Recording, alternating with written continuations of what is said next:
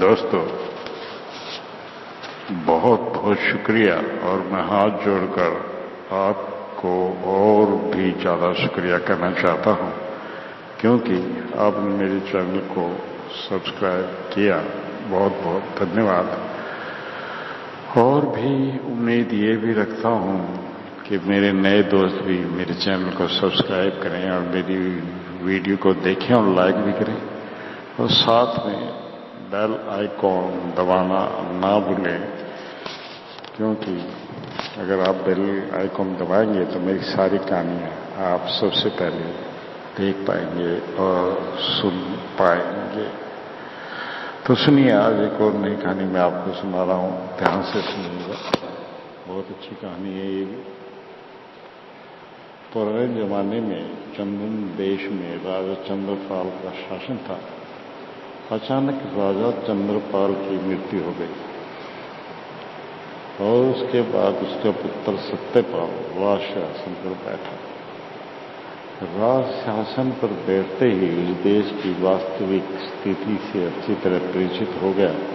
उसने जान लिया कि उसका पिता भोगविलासी था और उसने शासन की बागडोर कुछ ऊंचे पदाधिकारियों के हाथों छोड़ रखी थी। परिणाम स्वरूप वे पदे अधिकारी भ्रष्ट और घूसखोर हो गए थे और इसी वजह से राज्य में चारों ओर धोखाधड़ी का बोलबाला था।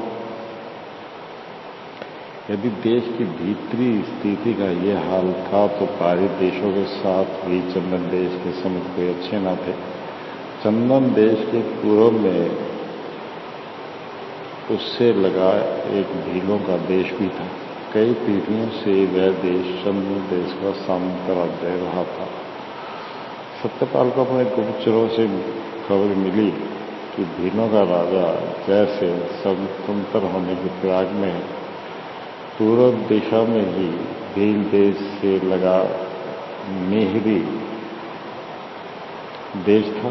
मिहिर देश प्रचंड वर्मा नामक एक राजा के अधीन था। प्रचंड वर्मा चंदन देश की आंतरिक समस्याओं से फायदा उठाकर उसे हड़प लेना चाहता था। यह खबर भी राजा सत्यपाल को जैसे ही वह शासन में बैठा था अपने गुप्तचरों से मिली थी। इतनी ढेर सारी समस्याओं से घिरे होने के कारण राजा सत्यपाल ने एक दिन अपने महामंत्री केवल भट्ट से इस संबंध में मंत्रणा लेने की कोशिश की। हमें पहले बाहरी समस्याओं से निपटना होगा, आंतरिक समस्याओं से बाद में निपटा जा सकता है। बाहरी समस्याएं काफी खतरनाक हैं और वे समस्याएं ऐसी बनी रहेंगी तो हमें अपने देश से भी हाथ धोना पड़ सकता है। इन सबसे तुरंत निपटने के लिए एक ही रास्ता है। मंत्री केवल भट्ट ने अपनी मंत्रणा देते हुए कहा। वह क्या है? राजा सत्यपाल ने कौतूहलवश पूछा। राजन, महिराधीश की एक ही बेटी है। यदि आपसे विवाह कर ले तो सारी समस्या अपने आप हल हो जाएगी। इससे हमारी शक्ति में काफी वृद्धि होगी और भील देश का राजा आजाद होने की कोशिश करने का साहस भी नहीं करेगा। दूसरे, अगर जरूरत पड़ी तो भील देश पर आक्रमण भी किया जा सकता है। तब हम उस राज्य को अपने राज्य में मिला लेंगे। महामंत्री केवल भट्ट ने अपनी बात का सिलसिला जारी रखते हुए कहा। केवल भट्ट के सुझाव पर राजा सत्यपाल को बड़ा आश्चर्य हुआ। उसने कहा, महामंत्री, जो तुम कह रहे हो वह कैसे संभव हो सकता है? अगर राजा प्रचंड वर्मा के मन में किसी प्रकार के रिश्ते का कोई विचार होता तो वह हमारे साथ युद्ध करने की बात सोच ही नहीं सकता था। महामंत्री केवल भट्ट थोड़ी देर के लिए चुप रहा, फिर बोला, आप ठीक कहते हैं। राजा प्रचंड वर्मा के मन में हमसे रिश्ता कायम करने का कोई विचार नहीं है, लेकिन हमारे गुप्तचरों ने इस बात पर जोर देकर कहा है कि युवरानी मधुलिका आपकी रानी बनना चाहती है। बस हम अपने गुप्तचरों द्वारा मधुलिका तक यह खबर भिजवा देनी चाहिए कि आप भी उनसे अपनी रानी बनाना चाहते हैं। आपसे खबर पाकर बाकी व्यवस्था युवरानी समय कर लेगी। महामंत्री की बात सुनकर राजा सतपाल पहले चुप रहा, फिर थोड़ा मुस्कुराते हुए बोला, जिन गुप्तचरों ने आपको मुद्रिका के बारे में सब कुछ बतलाया, क्या उन्होंने उसके अहंकार के बारे में आपसे कुछ नहीं कहा? राजा के इस प्रश्न से महामंत्री थोड़ा सकपकाया और कहने लगा, प्रभु आप जो कह रहे हैं वह सत्य है, लेकिन युवरानी अभी नादान है, वह कम उम्र है, बहुत जल्द वह सुधर जाएगी। अपने महामंत्री की बात का राजा सतपाल ने कोई उत्तर नहीं दिया, परंतु उसे तुरंत विदा कर दिया। पर इससे राजा की समस्याएं खत्म नहीं हुई। वह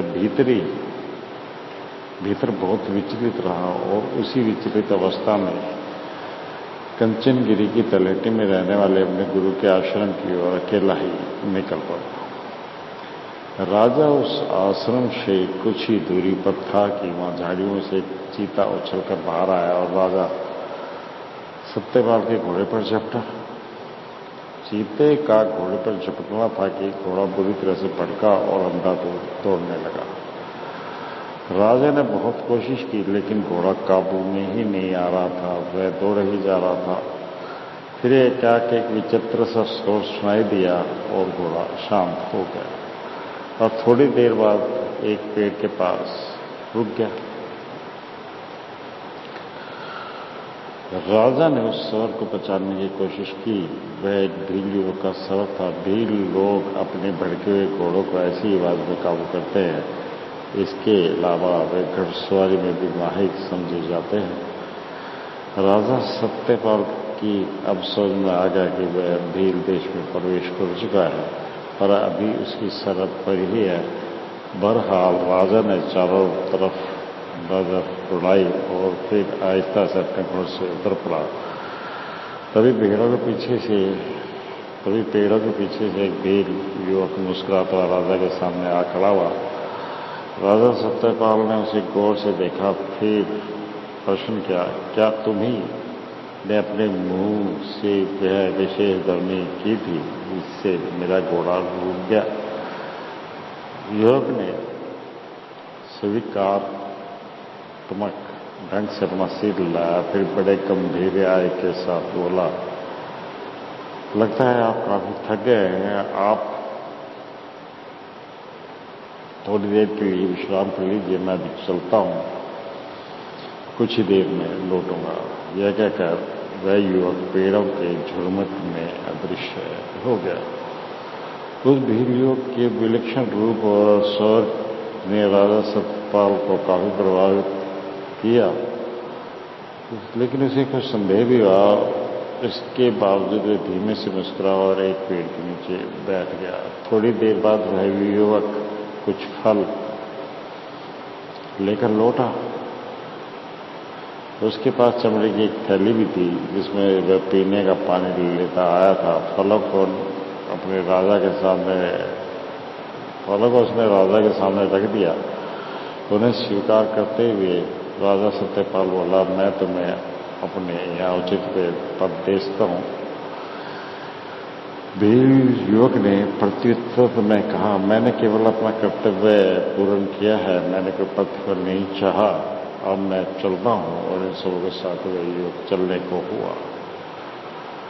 राजा सतपाल को युवक की ये शब्द अच्छे लगे। वह एकदम आवेश में आया और बोला, तुमने ये सब कैसे किया? क्या तुम ये जानते हो कि मैं चंदन देश का नरेश हूँ? अब तुम मेरे सामंत राज्य के एक नागरिक हो।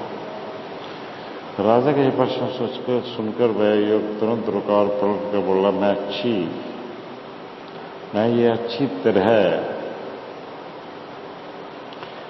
जानती हूँ कि आपने मुझे राजा जयसिंह की पुत्री के रूप में पहचान लिया है और आप मेरा राज जानने के लिए ही इस तरह अहंकार से भरकर बोले हैं। युवती की बात सुनकर राजा हंस पड़ा और कहने लगा, जिस तरह तुम बर्राई हुई आवाज में बोली थी वह तुम पर फब नहीं रही थी। अच्छा, अब मैं चलता हूँ कीर्ति सेना।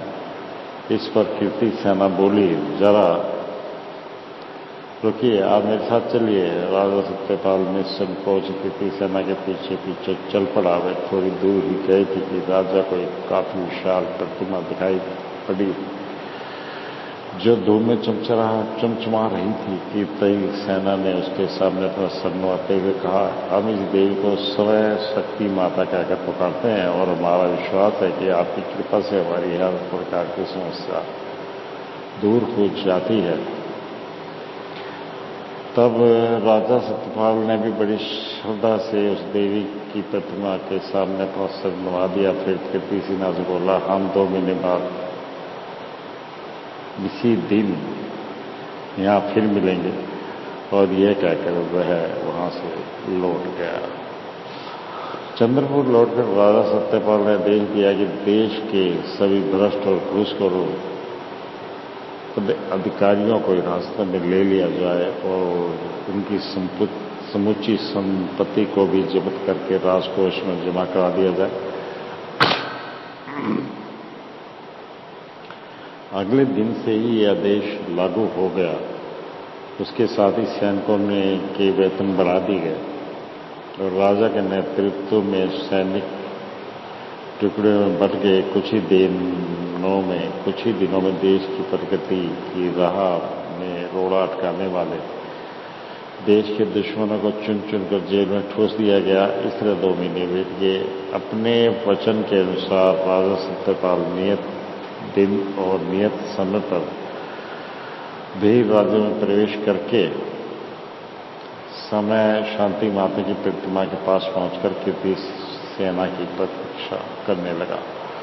लेकिन कीर्ति सेना तो वहां पहले से मौजूद थी। वह कहीं छिपकर बैठी थी। वह एकदम से राजा सत्यपाल के सामने प्रकट हुई। वह पहले की ही तरह पुरुष वेश में ही थी। उसे देखते राजा सत्यपाल ने कहा, कीर्ति सेना, मेरी समस्या हल हुई। मैं इसके लिए तुम्हारा पूरे दिल से आभारी हूँ।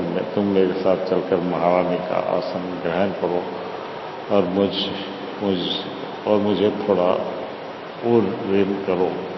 ये मेरा अनुरोध है।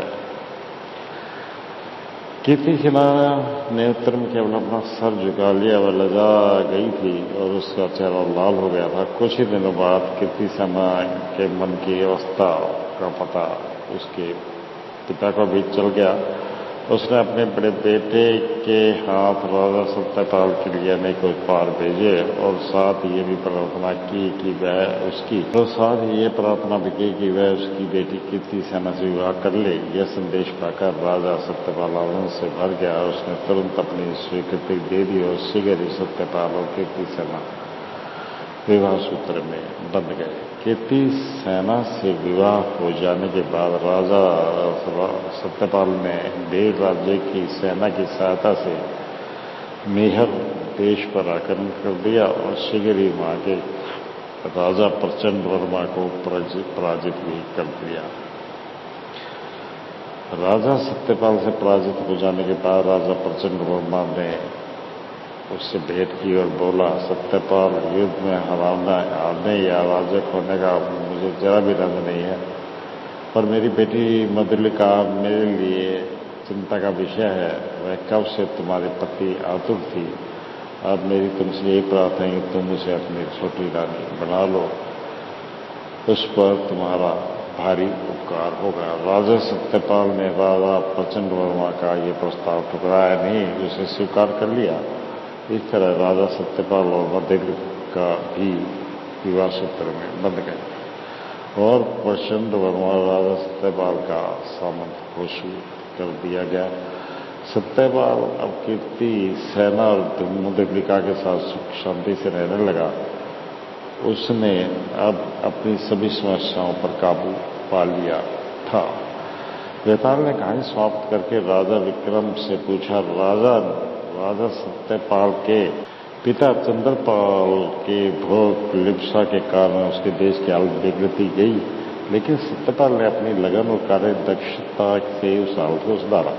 आमतौर पर दूसरे राजाओं के प्रति हमारा बर्ताव कैसा हो, यह तय करने के लिए राजनीति जो चातुर्य की आवश्यकता होती है।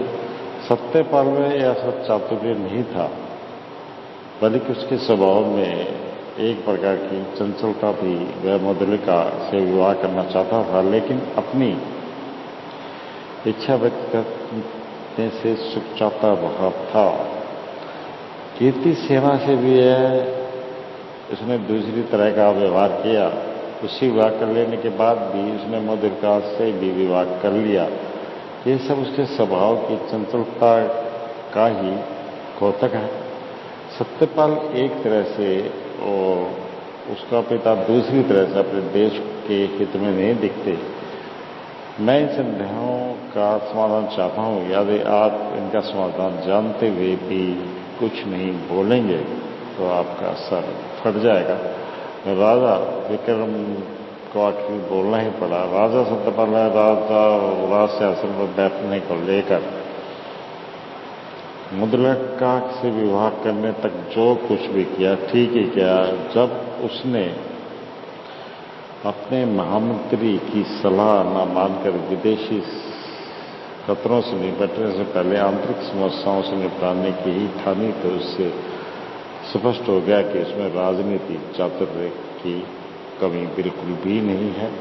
किसी भी राजा के लिए सबसे पहले प्रजा का विश्वास प्राप्त करना जरूरी होता है, और यही उसकी असली ताकत भी होती है। वह यह राज जानता था, इसलिए उसने अपने भ्रष्ट अधिकारियों पर कंस्ट्रक्ट लगाकर भीतरी अशांति को दूर किया। भील देश का राजा आजाद जरूर होना चाहता था, लेकिन वह महीर देश के राजा की तरह चंदन देश को निगल जाना भी चाहता था। कीर्ति सेना ने राजा सत्यपाल को अपनी कुल देवी की मूर्ति के पास ले जाकर परोक्ष रूप से यह स्पष्ट कर दिया था कि वह उसे चाहती थी। राजा सत्यपाल ने मधुलिका के अहंकार के बारे में काफी सुन रखा था, इसलिए उसने कीर्ति सेना के सामने विवाह का प्रस्ताव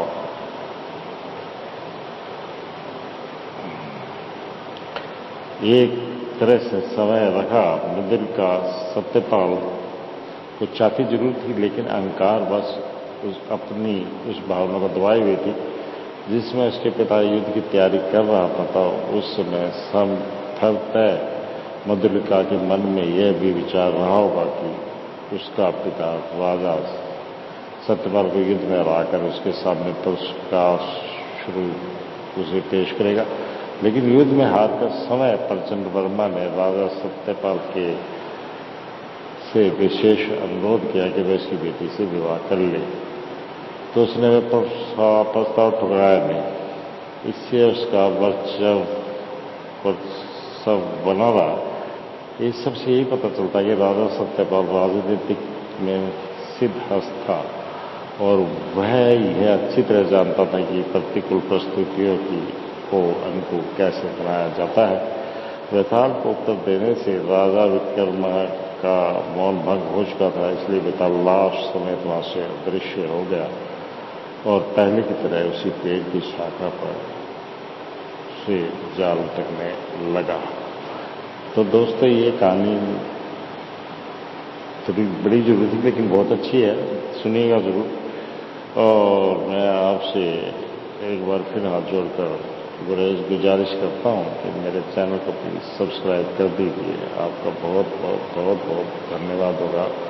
प्लीज़ प्लीज़ प्लीज़ एक लाइक भी कर दीजिए मेरे वीडियो को पर, और बेल आइकॉन को दबाना बिल्कुल भी मत भूलिएगा। धन्यवाद दोस्तों।